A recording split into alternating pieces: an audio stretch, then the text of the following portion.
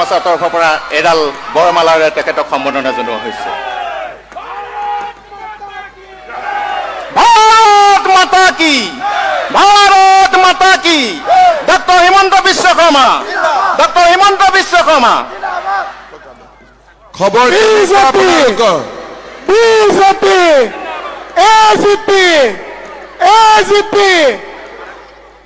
খবৰ কেনেকুৱা আপোনালোকৰ? বাইদেউসকলৰ খবৰ ভাল? সঁচাই ভালনে? ভাল। আপোনালোকৰ খবৰ ভাল? ঠিক আছে। যদি আমাৰ সকলোৰে খবৰ ভাল, আমি ডাঙৰ কৰি কম ভাৰত মাতা কি, ভাৰত মাতা কি, নৰেন্দ্ৰ মোদী, ৰূপক শৰ্মা, ৰূপক শৰ্মা, ৰূপক শৰ্মা। আজিৰ সভাত আমাৰ মাজত উপস্থিত ভাৰতীয় জনতা পাৰ্টিৰ নগাঁও বটদ্ৰৱা সমষ্টিৰ আমাৰ দলৰ প্ৰাৰ্থী আপোনালোকৰ মৰমৰ ৰূপক শৰ্মা ডাঙৰীয়া, সুবৰ্ণ সিং ডাঙৰীয়া, অভিজিত নাথ ডাঙৰীয়া, মণি মাধৱ মহন্ত ডাঙৰীয়া, প্ৰমোদ লস্কৰ ডাঙৰীয়া, সীমান্ত বৰা, সুভাষ দত্ত, ৰাকেশ পঞ্জী, গীতাঞ্জলি হাজৰিকা, অম্বিকা মজুমদাৰ, ধ্ৰুৱজ্যোতি শৰ্মা, সুৰেশ বৰা, ৰশ্মি শৰ্মা, নৱজ্যোতি বৰুৱা, ৰাতুল বৰা, ৰক্তিম বেজবৰুৱা, সুনীল আলমপুৰীয়া, ৰাজেশ কোঁৱৰ, মামণি বৰা, কুমুদ বেজবৰুৱা, দীপজ্যোতি মিশ্ৰকে আদি কৰি মঞ্চত উপবিষ্ট আই মাতৃসকল, আমাৰ নেতৃবৃন্দ, সভাত উপস্থিত আই মাতৃসকল, যুৱক যুৱতী, বন্ধু বান্ধৱীসকল আৰু সন্মানৰ ৰাইজ। আমাৰ ফিল্ডখন সৰু হোৱা কাৰণে ৰাস্তাটো বহুত ৰাইজ ৰখি আছে। মই ইয়াৰ পৰা ৰাস্তাত ৰখি থকা সকলকো নমস্কাৰ আৰু প্ৰণাম জনাইছো। আজি আপোনালোকে জানে যে আমি অসমৰ বিধানসভা নিৰ্বাচনৰ কাৰণে আজি ইয়াত সমবেত হৈছো। ইয়াৰ আগতে নগাঁৱত জন আশীৰ্বাদ যাত্ৰাত মই নগাঁৱলৈ আহিছিলো। 4 ঘণ্টা দেৰিকৈ অহাৰ পিছতো সমগ্ৰ নগাঁও চহৰ আৰু সমগ্ৰ জিলাখনতে আপোনালোকে যি মোক মৰম আৰু আদৰ দেখুৱাইছিল, তাৰ বাবে মই আজি আকৌ এবাৰ আপোনালোকক ধন্যবাদ জনাইছো। শ্ৰদ্ধাৰ ৰাইজ, আজি মহাসপ্তমী, বাসন্তী দুৰ্গা পূজাৰ আজি মহাসপ্তমী। মই নগাঁও আৰু অসমবাসী ৰাইজক মহাসপ্তমীৰো শুভেচ্ছা জ্ঞাপন কৰিছো। শ্ৰদ্ধাৰ ৰাইজ, অসমত 9 এপ্ৰিলত নিৰ্বাচন হ'ব। ৰাইজৰ মৰম আৰু আদৰ ধুবুৰীৰ পৰা শদিয়া, জোনাইৰ পৰা শিলচৰলৈ মই যোৱা 2 মাহত নিজে দেখিছো আৰু মই নিশ্চিত যে ৰাইজে এইবাৰ বিজেপিক ভোট দিবই আৰু অসমত বিজেপিৰ চৰকাৰ হ'বই, তাত কোনো সন্দেহ নাই। শ্ৰদ্ধা ৰাইজ, বিজেপি চৰকাৰ হ'ব। আপোনালোকৰ আশীৰ্বাদত এজিপি, বিজেপি আৰু বিপিএফৰ মিত্ৰ দলে চৰকাৰ গঠন কৰিব। সেইবাবে মই নিৰ্বাচনী সভাবোৰত বিৰোধী পক্ষৰ কথা ক'ব খোজা নাই, কাৰণ এতিয়া বিৰোধী পক্ষৰ কথা কৈ লাভ নাই।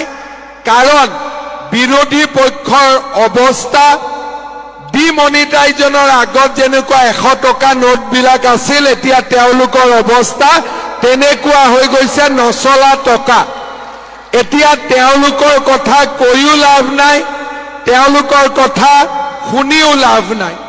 কিন্তু কেইটামান কথা মই ৰাইজক ক'ব খুজিছো ৰাইজে বুজি পাব যে অহা 5 বছৰ মোৰ কি পৰিকল্পনা আছে, আমাৰ কি পৰিকল্পনা আছে, আৰু অহা 5 বছৰত আমি ৰাজ্যখনক কেনেকৈ আগুৱাই লৈ যাব খুজিছো।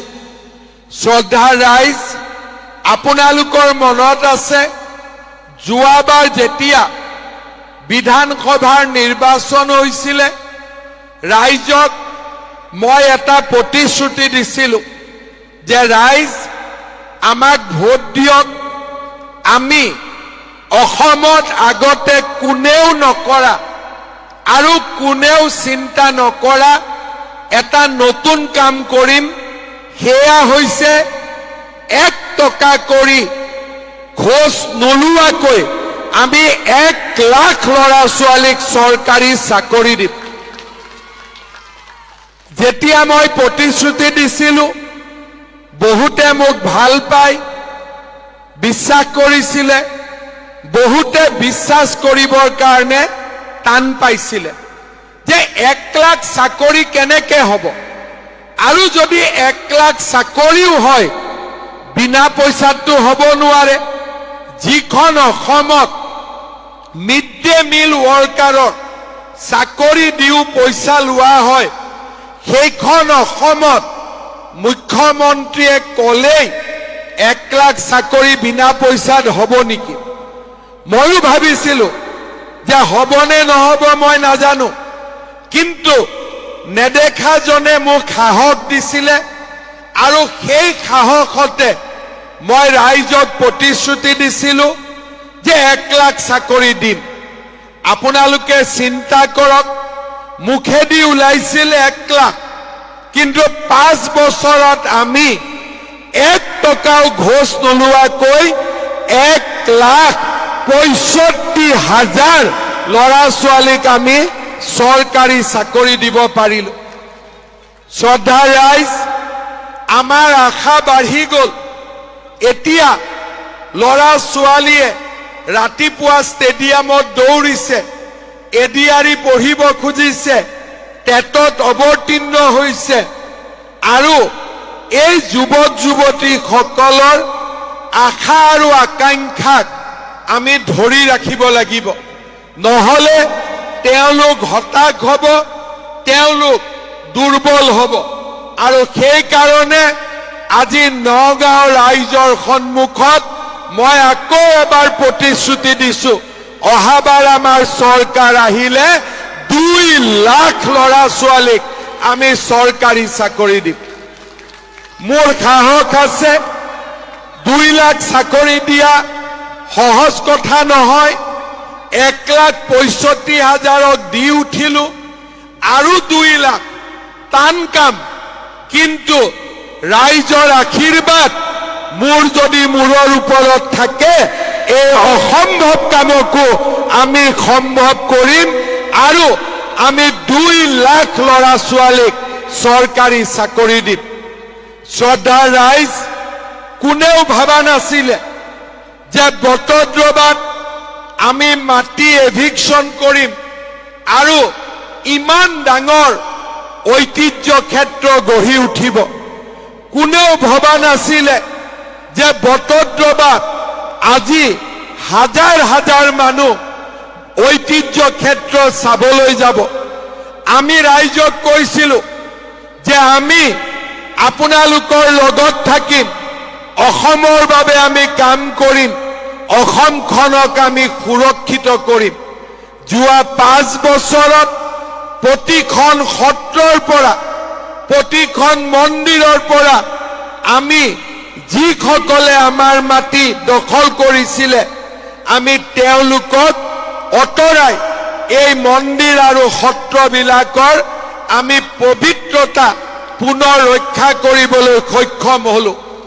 যোৱা 5 বছৰত আমি 1.5 লাখ বিঘা, 1 বিঘা 2 বিঘা নহয়, কোনেও সাহস কৰিব পৰা নাছিলে, আমি 1.5 লাখ বিঘা মাটিত আমি তেওঁলোকক উচ্ছেদ কৰি আমি অসমৰ, অসমীয়া ৰাইজৰ অস্তিত্ব আমি পুনৰ এবাৰ প্ৰতিষ্ঠা কৰিলো। আজি মই ৰাইজক ক'ব খোজো, আমি দুখীয়া মানুহৰ লগত আছো, কিন্তু যিসকলে আমাৰ সত্ৰ মন্দিৰৰ মাটি দখল কৰিব তেওঁলোকে বুজি ল'ব লাগিব যে সেই দিন উকলি গ'ল। এতিয়া কংগ্ৰেছৰ চৰকাৰ নাই, ইয়াতে বিজেপিৰ চৰকাৰ আছে, অসমৰ ৰাইজৰ চৰকাৰ আছে।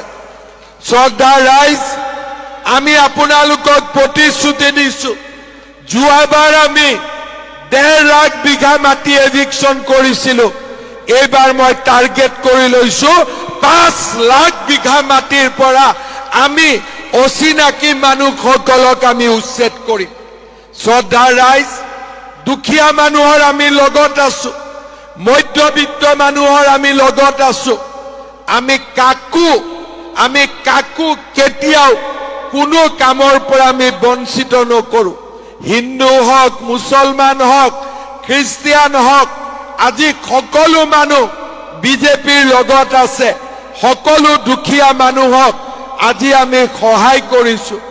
অৰুণোদয় আঁচনিৰে আজি আমি অসমৰ 40 লাখ মহিলাক আজি আমি সহায় কৰিছো। কিন্তু বহুতো আই মাতৃয়ে মোক কয় যে মামা, মোৰ অৰুণোদয়টো মই পোৱা নাই। মই জানো যে আৰু বহুতো মহিলা এতিয়াও অৰুণোদয় পাব বাকী আছে, আৰু সেইবাবে মই আপোনালোকক প্ৰতিশ্ৰুতি দিছো যে নতুনকৈ 40 লাখ মহিলাই আজি অৰুণোদয় পাই আছে। নতুনকৈ মই আৰু 15 লাখ মহিলাক অৰুণোদয় আঁচনি দিয়াৰ ব্যৱস্থা কৰিম। মই আজিয়েই নগাঁৱত কৈ গৈছো যে নগাঁৱত মই নতুনকৈ আৰু 10,000 মহিলাক অৰুণোদয় আঁচনি দিয়াৰ ব্যৱস্থা কৰিম। কোনো ঘৰ বাকী নাথাকিব, কোনো মহিলা বাকী নাথাকিব। 10,000 নতুনকৈ মহিলাই আৰু অৰুণোদয় পাব। লাগিব নে নালাগিব? পাক্কা লাগিব? কোনে কোনে 9,000 টকা পালে হাত দাঙকচোন। পালে? সঁচাই পালে? একাউণ্টত সোমাই গ'ল পুৰা? আচ্ছা, যেতিয়া মই কৈছিলো পাব বুলি, মোক সকলোৱে বিশ্বাস কৰিছিলে নে নাই কৰা? কৰিছিলে। আচ্ছা, 10,000 কোনে কোনে পালে? বাপৰে। আচ্ছা, কোনে কোনে 10,000 পালে, 9,000 পালে? হাত দাঙকচোন। বাপৰে, 19,000 পালে। ঠিক আছে, এতিয়া আকৌ যিটো পালোতো পালো, আকৌতো পাব লাগিব। লাগিব নে নালাগে? আকৌ পাব নে এইবাৰ নিদিলেও হ'ব? নিদিলেও হ'ব নেকি? পিছফালৰ মাকসকলে কোৱা নাই আৰু লাগিব নে নালাগিব? লাগিব। এইবাৰ কিমান? 10,000 দিলে হ'ব? 10,000 দিলে হ'ব? এইবাৰ মই আপোনালোকক 25,000 টকাকৈ দিম। ভাল লাগিব? পাক্কা ভাল লাগিব? এইবাৰ আপোনালোকে 10,000 হৈ গ'ল, এইবাৰ আপোনালোকক আমি 25,000 টকাকৈ দিয়াৰ ব্যৱস্থা কৰিম। মই কি কলো? যোনে অৰুণোদয় পোৱা নাই সকলোৱে অৰুণোদয় পাব, হ'ব? আৰু যোনে আগতে 10,000 পাইছে এইবাৰ পুটুং কৰি 25,000 আহি যাব, হ'ব? লাগিব নে নালাগিব? লাগিব। তাৰ পিছত কংগ্ৰেছৰ দিনত আমি কি পাইছিলো? 10,000 পাইছিলো একেলগে, 9,000 পাইছিলো, নাই পোৱা। ধুতি লুঙি পাইছিলো নে নাই? মই কংগ্ৰেছ পাৰ্টিৰ মানুহবিলাকক কওঁ যে আপোনালোকে হাতৰ চিনটো বাদ দিয়ক, লুঙিৰ চিনত ইলেকশ্যন উঠা কৰক, কাৰণ জিকিলে লুঙিহে বিলাই। মই এইবাৰ কৈছো কি যে আমি বিনামূলীয়াকৈ চাউল দিলো, আমি 100 টকা দালি চেনি নিমখ দিলো এইবাৰ আমি নতুনকৈ কি লগত লগাই দিম কি লগাই দিম আধা লিটাৰ নে 1 লিটাৰ পুৰা 1 লিটাৰ বাপৰে সঁচাই লাগিব নে 1 লিটাৰ তাৰ মানে চাউল পালো দালি পালো চেনি পালো নিমখ পালো লগত আমি 1 লিটাৰ মিঠাতেলো পালো হল 25,000 পালো লগত এইবিলাক বিনামূলীয়া কৈ পালো আৰু এটা মই এবাৰ আপোনালোকক কাম কৰি দিম আমাৰ যে লৰা ছোৱালীয়ে পঢ়ে আমি নিযুত মইনা দিলো নিযুত বাবু দিলো কিন্তু এইবাৰ মই নিযুত বাবু বঢ়াই দিম নিযুত মইনাও বঢ়াই দিম লৰা ছোৱালীৰ পঢ়াৰ খৰচ দেউতাক মাকে লব নালাগে সব মামাই লব ভাল হ'ব নে বেয়া হ'ব ভাল হ'ব আৰু এটা আমাক কি লাগিব যিসকলে ঘৰ নাই পোৱা তেওঁলোকক এইবাৰ ঘৰ লাগিব মই ঠিক মনত আছে নে নাই মোৰ তাৰ মানে এইবাৰ আমি বিজেপিক ভোট দিম 2 লাখ লৰা ছোৱালীয়ে চাকৰি পাব কিন্তু মোৰ এটা কণ্ডিশ্যন আছে এইবাৰ চাকৰি পাওঁতে মই লৰা ছোৱালীক কম চাকৰি পোৱাৰ এবছৰৰ ভিতৰত বোৱাৰী ঘৰত আনিবই লাগিব হ'ব নহলে মাক বাপেকে ৰখি থাকে বিয়া নাপাতে আজিকালি সেইকাৰণে 1 বছৰৰ ভিতৰত বিয়া পাতিব লাগিব হ'ব সেইটো আজি এইবাৰ একদম লিখি দিম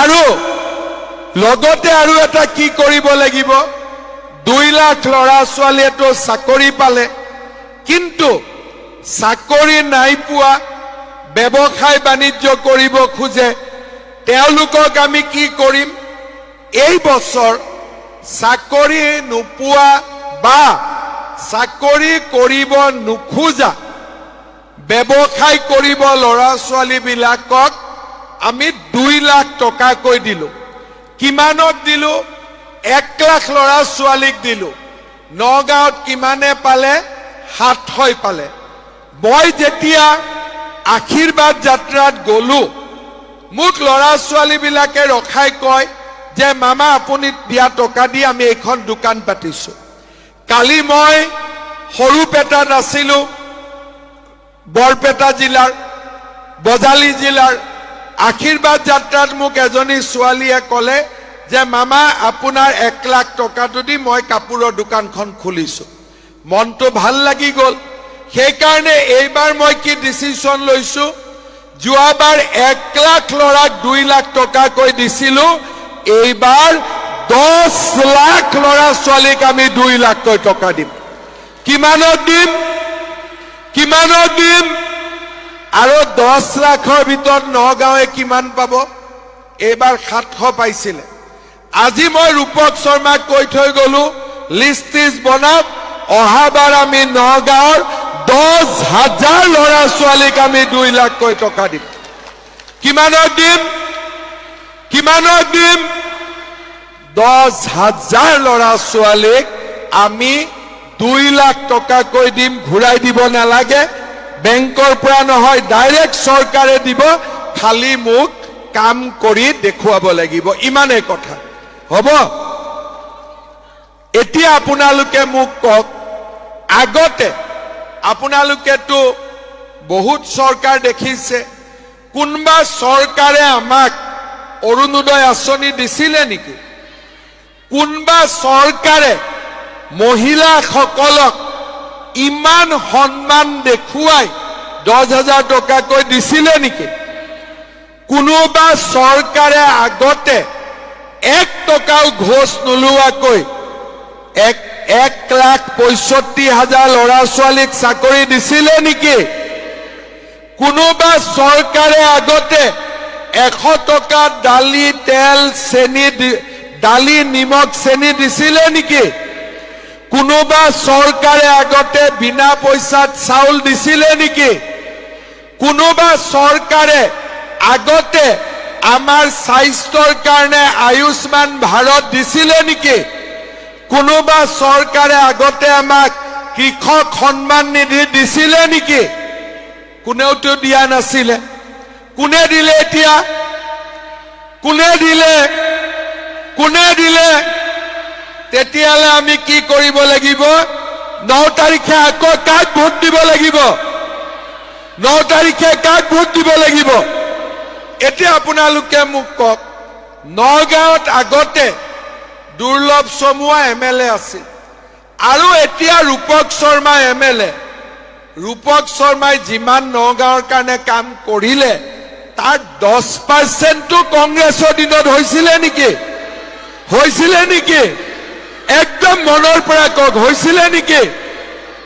মইতো নিজে দেখিছো ইমান ডাঙৰ বৰদোৱা ক্ষেত্ৰ, ভূপেন হাজৰিকা সমন্বয় ক্ষেত্ৰ, আমাৰ নগাঁৱত ৰিভাৰ ফ্ৰণ্ট, ৰাস্তা ঘাট, স্কুল, কলেজ, যিমান কাম নগাঁৱত হৈছে আগতে কংগ্ৰেছে কৰিব পাৰিছিলে নেকি?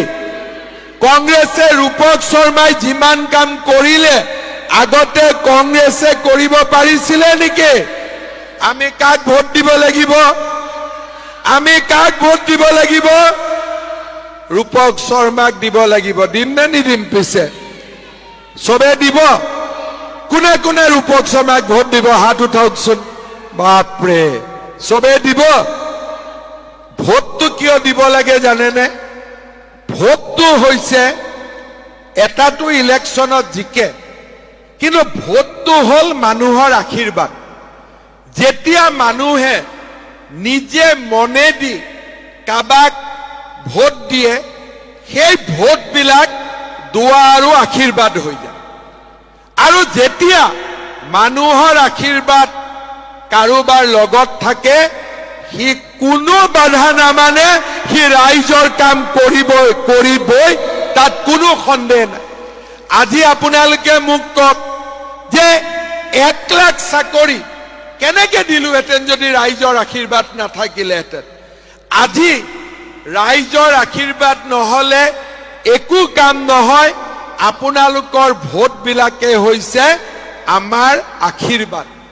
আপোনালোকে যেতিয়া ভোট দিব, বেলটত মেচিনত চিন মাৰিব, এইবিলাক আমাৰ কাৰণে এটা এটা শক্তিলৈ ৰূপান্তৰ হয়, মহাশক্তিলৈ ৰূপান্তৰ হয়। আৰু সেই শক্তিক লৈয়ে আমি আগুৱাই যাওঁ। কেতিয়াবা মোক কোনোবাই সোধে যে মামা আপোনাৰ ভাগৰ নালাগে নেকি? মই কৈছো মানুহৰ ইমান মৰম, ভাগৰ লাগিবই নিদিয়ে, কাম কৰিয়ে গৈ থাকিব লাগিব। ভাগৰ কেতিয়া লাগে? যেতিয়া মানুহে গালি পাৰে। ভাগৰ কেতিয়া লাগে?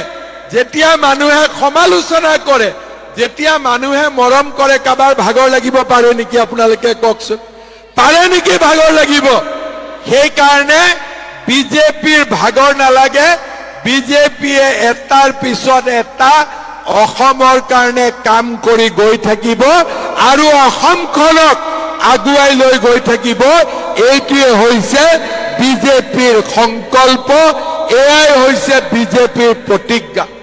শ্ৰদ্ধাৰ ৰাইজ, নগাঁৱত আমি যিমান পৰিৱৰ্তন দেখিছো, সেই পৰিৱৰ্তন আগত কেতিয়াও সম্ভৱ হোৱা নাছিল। এইবাৰ আমি যোৱা 10 বছৰত নগাঁৱত আমি ভাবিব নোৱাৰা পৰিৱৰ্তন দেখিছো। মোৰ মনত এতিয়া এটা ইচ্ছা আছে, সেইটো হ'ল যে নগাঁও আৰু গুৱাহাটীৰ মাজত আমি যদি যাওঁ, আমাক 2 ঘণ্টাৰ পৰা 2.5 ঘণ্টা সময় লাগে। এতিয়া মোৰ মনত ইচ্ছা আছে যে ৰাস্তা পোন কৰি নগাঁও আৰু গুৱাহাটীৰ মাজত 1.5 ঘণ্টাৰ ভিতৰত আমি পোৱাৰ ব্যৱস্থা কৰিব লাগে। তাৰ কাৰণে মই নতুন প্লেনিং কৰি আছো, এক্সপ্ৰেছ হাইৱে নগাঁও আৰু গুৱাহাটীৰ মাজত, যাতে ফটাফট আমি ৰাতিপুৱা গুৱাহাটীত যোনে কাম কৰে, নগাঁৱত গুৱাহাটীত ভাড়াঘৰ ল'ব নালাগে। ৰাতিপুৱা নগাঁৱৰ পৰা গুৱাহাটীত যাব, অফিচ কৰি নগাঁও আহিব। কি বনাব খুজিছো মই? নগাঁও আৰু গুৱাহাটীৰ মাজত এক্সপ্ৰেছ হাইৱে, যাতে গুৱাহাটী আৰু নগাঁৱৰ মাজত দূৰত্ব নোহোৱা হৈ যায়। গুৱাহাটী আৰু শুৱালকুছি যিমান দূৰ, গুৱাহাটী আৰু এয়াৰপোৰ্ট যিমান দূৰ, গুৱাহাটী আৰু জাগিৰোড যিমান দূৰ, সিমান দূৰ আমি নগাঁৱক টানি আনিব লাগিব। নগাঁও আৰু গুৱাহাটীৰ মাজত এক্সপ্ৰেছ কৰিডৰ মই বনাম, যাতে নগাঁওখনো ৰাজধানীৰ অংশ হৈ পৰে আৰু একেলগে আমি আগুৱাই যাব পাৰো। আজিলৈকে মই এই কথাটো কতো কোৱা নাছিলো। মই মনে মনে প্লেনিং কৰি আছো যে নগাঁও আৰু গুৱাহাটীৰ মাজত 1.5 ঘণ্টা, বাছেদি গলেও 1.5 ঘণ্টা, গাড়ী দি গলেও 1.5 ঘণ্টা, ইমান সময়ৰ ভিতৰত আমি যোৱা অহাৰ ব্যৱস্থা কৰিব লাগিব। শ্ৰদ্ধাৰ ৰাইজ, পুনৰবাৰ মই আপোনালোকক ধন্যবাদ জনাইছো। ইমান মৰম এইবাৰ আপোনালোকে দিছে। মোক জাৰ্নেলিষ্ট বিলাকে সোধে যে বিজেপিয়ে কিমান সিট পাব। মই বোলো ৰাইজৰ যিমান মৰম, পাৰিলে এইবাৰ বিজেপিয়ে 126তকৈ বেছি সিটে পাব। ৰাইজে যিমান ভোট দিব খুজি আছে, ৰাইজ আপোনালোকে এনেকে আমাক আশীৰ্বাদ কৰি থাকিব, ৰূপক শৰ্মাক আশীৰ্বাদ কৰি থাকিব, আমি যাতে নগাঁও আৰু অসমক আগুৱাই লৈ গৈ থাকিব পাৰো। মই বহুত দীঘলীয়াকৈ নকওঁ, আপোনালোকক লগ পায়ে আছো। আশীৰ্বাদ যাত্ৰাত পালো, 10,000 টকা দিব আহোঁতে পালো, সদায় আপোনালোকক বৰদোৱাত আহোঁতে লগ পালো। লগ পাওঁতে পাওঁতে বহুত মানুহৰ মুখ কেইখন মোৰ চিনাকিয়ে হৈ গ'ল। এতিয়া খালি অহাবাৰ যেতিয়া 25,000 টকা দিব আহিম, মোক কিন্তু ভাল কৰি ভাত পানী খুৱাই পঠিয়াব লাগিব, হ'ব? আৰু এইবাৰ মই সময় লৈ আহিম, যাতে সকলোৱে লগত বহি আমি একেলগে কথা পাতি 25,000 টকা আইমাতৃসকলক দি যাব পাৰো, হ'ব? মোৰ বিশ্বাস আছে নে নাই দিম বুলি কওঁতে? কোনে কোনে বিশ্বাস কৰে হাত দাঙকচোন। বঢ়িয়া। আপোনালোকৰ বিশ্বাস সদায় মোৰ মূৰৰ ওপৰত থাকিব আৰু মই আপোনালোকৰ কাৰণে কাম কৰি গৈ থাকিম। আকৌ এবাৰ মোৰ লগত কব, ভাৰত মাতা কি, ভাৰত মাতা কি, বন্দে বন্দে বন্দে। ৰূপক শৰ্মা, ৰূপক শৰ্মা, ৰূপক শৰ্মা, ৰূপক শৰ্মা আপোনালোকৰ ওচৰত এটা সেৱা ল'ব। সকলোৱে ৰূপকক এটা হাত চাপৰিৰে আপোনালোকে আশীৰ্বাদ দিয়ক। সকলোৱে উৰুলি উৰুলি মাৰিব লাগে হাত চাপৰিৰে, একদম ধুনীয়াকৈ উৰুলি। বহুত ধুনীয়া। মই ৰূপকক কিয় আজি আশীৰ্বাদটো লোৱাই দিলো, আজি হল সপ্তমী দিন আৰু দুৰ্গা মা পৃথিৱীত আজি আছেই। আৰু দুৰ্গা মা কাৰ থ্ৰদি থাকে? মাসকলে হৈছে দুৰ্গা মা, বেলেগ নাই। আমাৰ মাতৃসকলে হৈছে দুৰ্গা মা।